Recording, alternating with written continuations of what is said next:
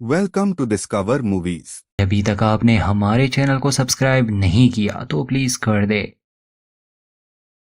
शुरुआत होती है एक ऐसी वीरान और तबाहशुदा दुनिया से जहां कभी हरियाली हुआ करती थी, नीला आसमां, साफ हवा और पानी, जिस पर पृथ्वी पर जीवन का संतुलन बरकरार था, मानो जैसे कोई जन्नत हो। मगर अब सब बदल चुका है। पृथ्वी अब इंसान के जीने के लिए किसी नर्क से कम नहीं, हद से ज्यादा गर्मी जैसे आग बरस रही हो। कुदरत की बनाई हुई वो अनमोल चीज ओजोन लेयर अब नहीं रही। कोई भी जिंदा चीज अब सूरज की रोशनी में नहीं आ सकती। सूरज से निकलते अल्ट्रा वायलेट रेज और उसकी तेज गर्मी चंद सेकंड्स में ही किसी जिंदा चीज को फनाह करने के लिए काफी है।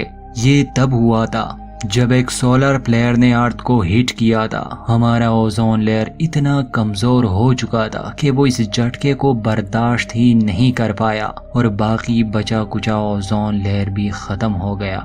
गलती हम इंसानों की थी। फिर क्या, आहिस्ता आहिस्ता पृथ्वी से जीवन खत्म होने लगा और 15 साल के अंदर ही दुनिया का नक्शा बदल गया। खतरनाक रेत के तूफानों की वजह से बड़े बड़े शहर अब रेत में ही धंस गए थे। पानी, खाना लगभग खत्म हो चुका था। सामने देखने पर एक ही चीज नजर आती थी, एक ऐसी दुनिया जो पूरी तरह वीरान और गर्म थी। तो मूवी के शुरुआत में ही हम सूट पहने एक आदमी को देखते हैं जो अपने साथ गुनगुना रहा था। वो अगर जिंदा था तो इसलिए क्योंकि वो खुद को बचाने के लिए सूट का इस्तेमाल कर रहा था। इस आदमी का नाम फिंच है। यह बूढ़ा हो चुका है, मगर ये उन आखिरी बचे कुचे लोगों में से एक है जिन्होंने हार नहीं मानी थी और अभी तक खुद को जिंदा रखने में कामयाब रहे। गुनगुनाता हुआ वो एक मार्केट में जाता है। उसके साथ एक रोबोट भी था जिसका नाम उसने डूवी रखा था। वो खाने की चीजें इकट्ठा करने में अक्सर मदद करता था। उस मार्केट में उसे ज्यादा कुछ नहीं मिलता, मगर इतने में उसे कुछ आवाज सुनाई देती है। वो डर जाता है। जब ध्यान देता है तो वो एक दरवाजा था जो हवा की वजह से बंद और खुल रहा था। खैर, उस इमारत से निकलने के बाद फिंच उस पर एक निशान लगा देता है। वो अपनी गाड़ी में बैठ जाता है जो एक हेवी व्हीकल था, मगर थोड़ी देर में ही उसे कंप्यूटर अलर्ट करता है कि एक तेज तूफान इस ओर आ रहा है। फिंच घबरा जाता है, गाड़ी का रुख मोड़ लेता है और अपने ठिकाने की तरफ जाने लगा। इससे पहले कि वो उस रेतीले तूफान में फंस जाता, वो अपने ठिकाने पर सही सलामत पहुंच जाता है। फिंच असल में एक रोबोटिक इंजीनियर था। इस तबाही से पहले वो एक कंपनी के लिए काम करता था जो हाईटेक रोबोट्स बनाती थी, मगर अब तो सिर्फ फिंच ही बचा है। वो उसी कंपनी के अंडरग्राउंड लेबोरेटरी में रहता है। फिंच के पास एक डॉग भी था जिसका नाम उसने गुडियर रखा था और फिंच को वो बहुत पसंद था। वो उसका ख्याल रखता था। पिछले 15 सालों से फिंच इसी अंडरग्राउंड लेबोरेटरी में रह रहा है। कभी कभी वो बाहर जाता अपने लिए सप्लाईज लाने, जिसमें खाना, पानी और भी बहुत कुछ शामिल था। इस लेबोरेटरी को टरबाइन विंड से पावर मिलती थी, तो अभी तक फिंच के पास पावर थी। पिछले 15 साल से उसने खुद को काफी बिजी रखा था। वो एक काबिल इंसान था। उसे पता था कि अब इंसानियत का अंत होने वाला है, तकरीबन हो चुका है। तो वो कोशिश कर रहा था कि दुनिया भर की नॉलेज और इंसानों के इतिहास को वो सुरक्षित रखे। क्या पता किसी दिन सब ठीक हो जाए। तो अगर इंसान एक नई शुरुआत करेंगे तो पहले से ही उनके पास काफी ज्ञान होगा। इस दुनिया को दोबारा बनाने में ज्यादा समय नहीं लगेगा। साथ ही वो एक आधुनिक ह्यूमनॉइड रोबोट बनाने में लगा था जिसमें वो हर तरह के डेटा को अपलोड करता है। यहाँ तक कि एक पेट डॉग का ख्याल कैसे रखना है ये नॉलेज भी वो उसे देता है। खैर, ये रोबोट अभी पूरी तरह से तैयार नहीं हुआ था। हर दिन फिंच इसे बनाने में लगा रहता था। एक रात हम देखते हैं कि फिंच रेडिएशन के बारे में एक किताब पढ़ रहा था और पढ़ते समय वो काफी दुखी हो जाता है, क्योंकि बात ऐसी थी कि रेडिएशन का असर अब फिंच पर भी हो चुका था और उसके पास इतना समय नहीं था। और फिर हम देखते हैं कि फिंच ने उस रोबोट को पूरा कर लिया है। वो डूवी की आंखें उस नए रोबोट को लगा देता है। शुरू में जब फिंच उसे टेस्ट कर रहा था तो वो डिसअपॉइंट हो जाता है। क्योंकि वो रोबोट कोई रिस्पॉन्स नहीं दे रहा था। जैसे फिंच उससे पूछता है कि अगर तुम मेरी आवाज सुन सकते हो और बात कर सकते हो तो यस में जवाब दो। वो रोबोट कुछ नहीं कहता।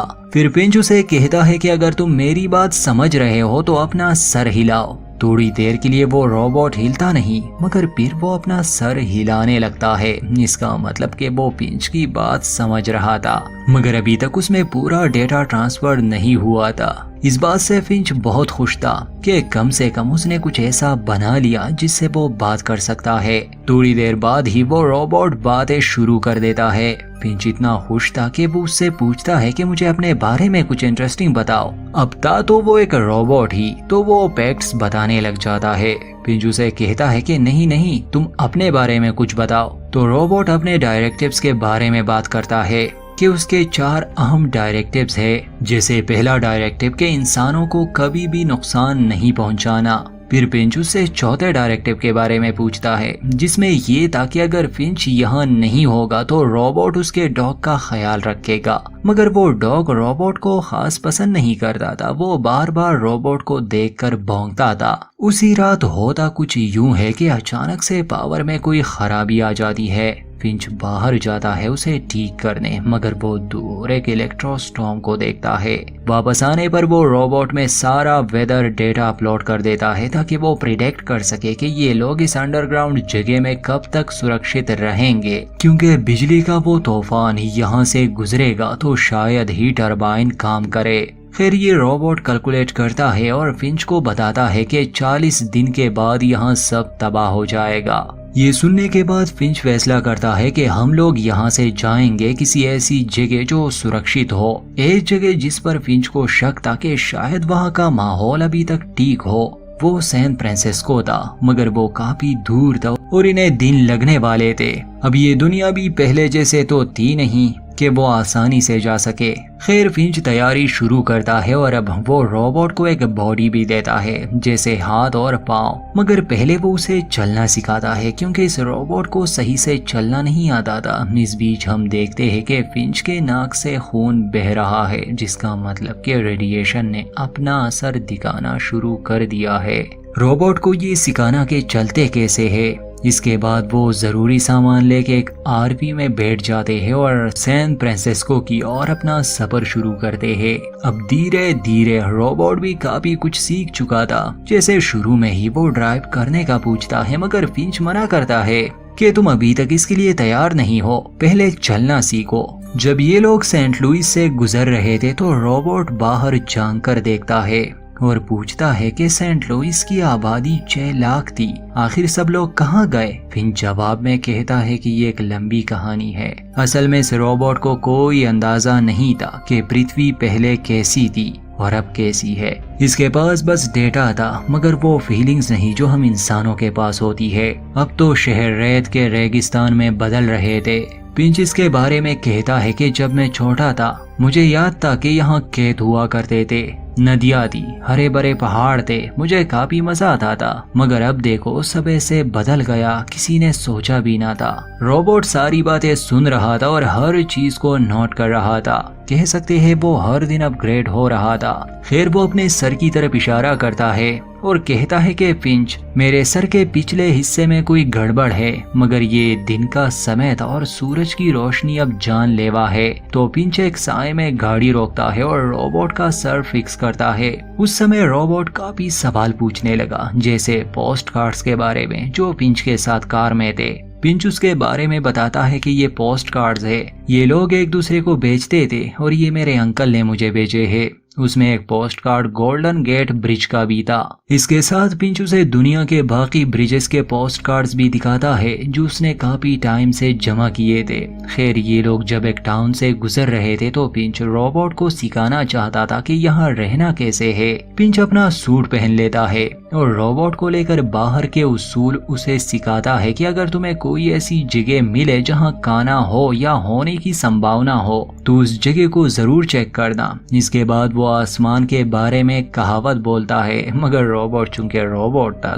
तो वो उसका मतलब नहीं समझ पाता, बल्कि वो सीरियस हो जाता है। खैर फिंच उसे समझाता है कि जैसे मैं करता हूँ तुम वो नोट करो और आगे शायद तुम्हें भी ये सब करना पड़े। ये लोग एक थिएटर में जाते हैं जहाँ फिंच को पॉपकॉर्न मिल जाते हैं। रोबोट पूछता है कि क्या इसे खाना सेफ होगा क्योंकि ये 10 साल पुराने हैं, मगर फिंच उसे पॉपकॉर्न के बारे में समझाता है और थोड़ी देर बाद फिंच का कंप्यूटर उसे अलर्ट करता है कि एक स्टॉर्म इस ओर आ रहा है। असल में वो टोर्नेडो था। फिंच जल्दी से आरवी में बैठ जाता है और इस टोर्नेडो से दूर जाने की कोशिश करता है। हालांकि उसे उम्मीद थी कि ये इलाका ऊंचा है, शायद यहाँ ये तेज आंधी ना आए, मगर जब फिंच को रियलाइज होता है कि वो लोग खतरे में है, ये टोर्नेडो इतने बड़े थे कि इनकी आरवी को वो रोई की तरह उड़ा ले जाएंगे, तो फिंच भागने के बजाय खुद को एक जगह मजबूती से बांधने का डिसाइड करता है।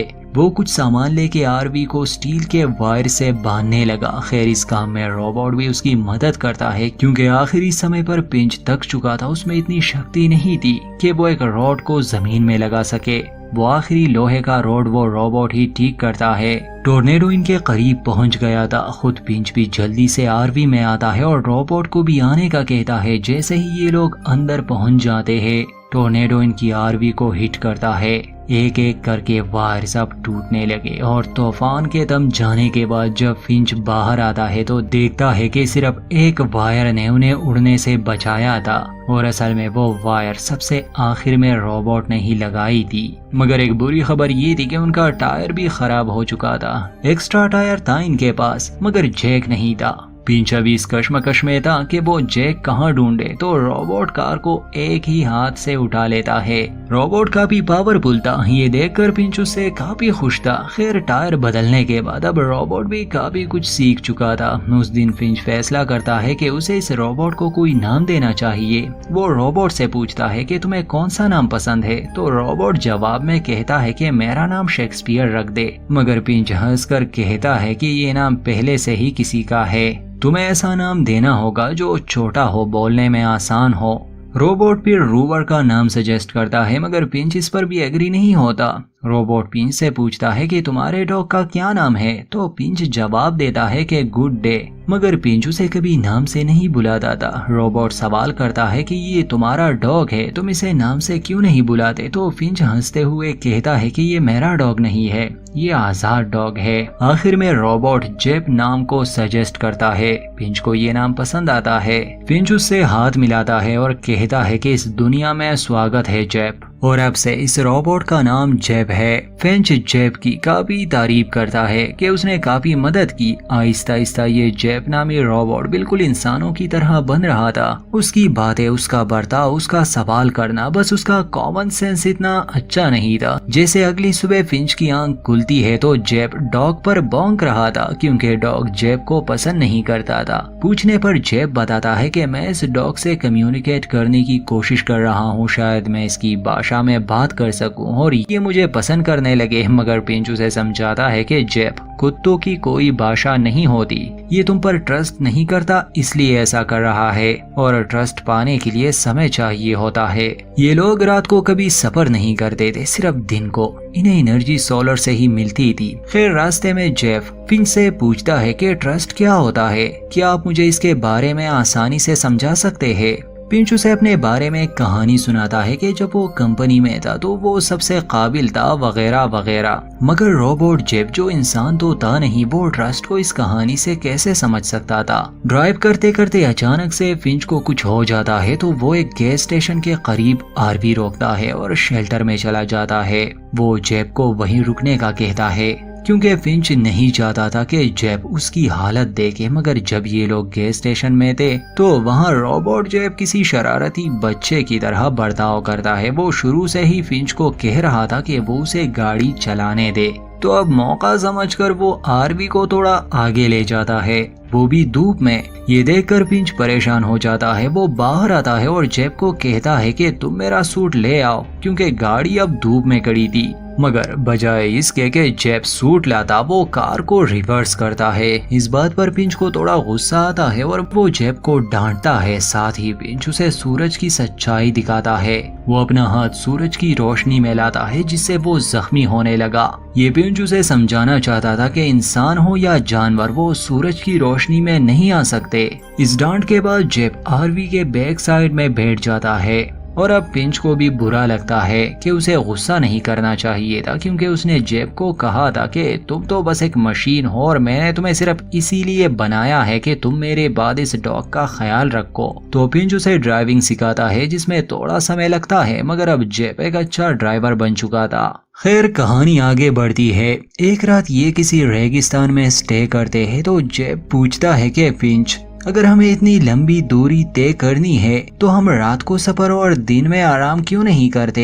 ऐसे हम सूरज की रोशनी से भी बचे रहेंगे। तो फिंच उसे समझाता है कि दिन का सफर मालूम होता है, रास्ते नजर आते हैं, मगर रात खतरनाक होती है। अंधेरे में भूखे इंसान छुपे होते हैं, भूखे और खतरनाक। अगर किसी पर भी भरोसा किया तो वो तुम्हें मार देंगे। वैसे जेब को कोई अंदाजा नहीं था कि इंसान किस हद तक खतरनाक हो सकते हैं, क्योंकि उसने अभी तक एक ही इंसान को देखा था और वो था फिंच। तो उसे यही लग रहा होगा कि शायद सारे इंसान ऐसे होंगे। वो रात जेब बाहर और फिंच अंदर आरवी में गुजारता है, मगर उठते ही फिंच की तबीयत खराब हो जाती है। जेब ये देखता है तो पूछता है कि फिंच, तुम्हें क्या हुआ है? क्या मैं कुछ कर सकता हूँ? ये बात सुनकर फिंच को हंसी आती है और वो जवाब में कहता है कि डॉक्टर को कॉल करो। इसके बाद फिंच को होश नहीं रहता। वैसे तो जेब उसका बहुत ख्याल रख रहा था, मगर साथ ही वो अपने सबर को भी आगे बढ़ा रहा था। एक दिन जेब एक शहर से गुजर रहा था, तो वो एक बिल्डिंग के सामने आरवी रोक लेता है और उस समय फिंच सो रहा था। जेब डूबी रोबोट को अपने साथ लेता है और बिल्कुल वैसे ही करता है जैसे अक्सर फिंच किया करता था सप्लाईज की तलाश में। अक्सर वो खाली इमारतों को चेक करता था। खैर, वो एक बिल्डिंग में चला जाता है, मगर उसे ये पता नहीं था कि ये एक ट्रैप भी हो सकता है, क्योंकि डूबी रोबोट तो लोहे के एक मजबूत ट्रैप में फंस जाता है। हमें ये तो नहीं दिखाया जाता कि इस बिल्डिंग में कोई रहता है या नहीं, मगर सामान और जगह से ऐसे ही लग रहा था कि कोई तो यहाँ है। आरवी में जब फिंच उठता है तो उसे पता चलता है कि जेब अंदर जा चुका है। वो जल्दी से अपना सूट पहन लेता है और उस बिल्डिंग में जेब के पीछे जाता है। वो रास्ते में डूबी को भी देखता है, जो अब डिस्ट्रॉय हो चुका था, और जब जेब उसे मिलता है तो वो जल्दी उसे वहां से निकाल देता है। उस पर गुस्सा करता है। वो कार स्टार्ट करके उस जगह से दूर निकल जाते हैं, मगर हम ऑडियंस को दिखाया जाता है कि अब एक कार इनका पीछा कर रही है। फिंच इतना घबराया हुआ था कि वो जेब को जल्द से जल्द यहाँ से निकलने का कहता है। पूरी रात ये लोग भाग रहे थे, क्योंकि एक गाड़ी उनका शहर से ही पीछा कर रही थी। फिंच के पास एक गन भी थी। खैर, ये लोग मजबूरन एक ब्रिज के नीचे छुप जाते हैं, मगर वो जगह बहुत छोटी थी, इसलिए इन लोगों की गाड़ी पर जो सोलर पैनल्स लगे थे वो खराब हो जाते हैं, मगर उन लोगों से इनका पीछा छूट जाता है। उस रात फिंच अपने डॉग की कहानी सुनाता है कि एक दिन वो सुपरमार्केट में चीजें लेने गया था, मगर उसी सुपरमार्केट में एक औरत और उसकी बेटी भी थी। उस छोटी बच्ची के हाथ में गन थी और उसकी माँ ने उसे बताया था कि तुम्हारे सामने जो भी आए उसे शूट कर देना। असल में ये वो समय था जब इंसान जानवरों की तरह बन गए थे। फिंच कहता है कि मैं एक जगह छुपा रहा और बाहर नहीं निकला, मगर जब वो माँ बेटी बाहर आई तो कुछ बुरे लोगों ने उन दोनों को शूट किया और उनका सारा खाना ले गए। फिंच खुद को बुज़दिल मान रहा था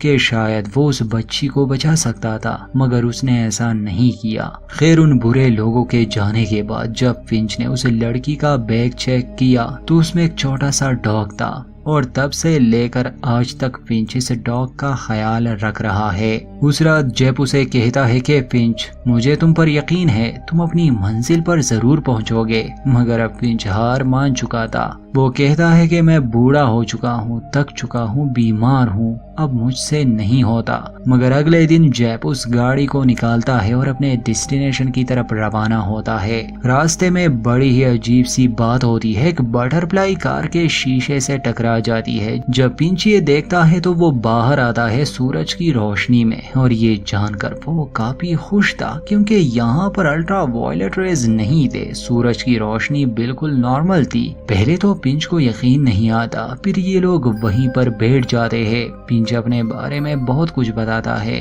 वो जेब की काफी तारीफ करता है कि वो एक मशीन से कई बढ़कर है। वो फिंच का एक अच्छा दोस्त है। फिंच आखिर में अपने पिता और गोल्डन गेट ब्रिज के बारे में बताता है कि वो बचपन में उन्हें छोड़कर जा चुके थे और उन्होंने कहा था कि एक दिन वो अपने बेटे से उस ब्रिज पर मिलेगा, मगर ऐसा कोई भी दिन नहीं आया। ना ही फिंच ने वो गोल्डन गेट ब्रिज देखा था, बल्कि फिंच कभी अपने पिता से मिला ही नहीं। और फिंच जैसे जैसे बड़ा होता गया उसकी जिंदगी एक अलग मोड़ लेने लगी और आज वो यहाँ है। वो अपने परिवार को याद करता है। वो कहता है कि मेरी बहुत ख्वाहिश थी कि मैं कभी दुनिया के सफर पर निकलूं, मगर अभी यह मुमकिन नहीं। जेब अचानक से कहता है कि क्यों ना फिंच, हम अभी दुनिया के सफर पर निकले, हम बहुत कुछ देख सकते हैं। मगर फिंच जानता था कि अब उसके पास ज्यादा समय नहीं है, वो मर रहा है। अपने जिंदगी के आखिरी लम्हों में वो जेब को बॉल फेंकना सिखाता है, इस उम्मीद में कि उसकी और डॉग की दोस्ती हो जाए। और काफी कोशिश करने के बाद आखिरकार वो डॉग उसे एक्सेप्ट कर लेता है।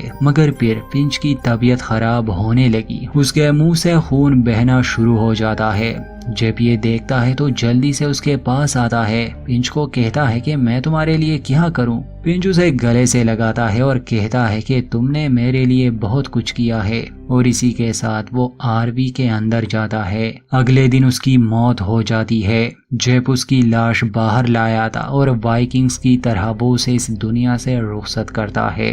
मूवी के आखिरी सीन में जेब कंफ्यूज था कि वो क्या करे। तब उसे याद आता है कि उसे डॉग को जिंदा रखना है, उसे खाना देना है। वो कार स्टार्ट करता है और फिर एक दिन वो गोल्डन गेट ब्रिज पर आता है। वहां पर वो फिंच का नाम लिखता है, उसे ट्राइब्यूट देता है और आगे चलकर वो दुनिया की सैर करेगा जैसे फिंच ने कहा था। और यहीं पर इस खूबसूरत कहानी का दी एंड।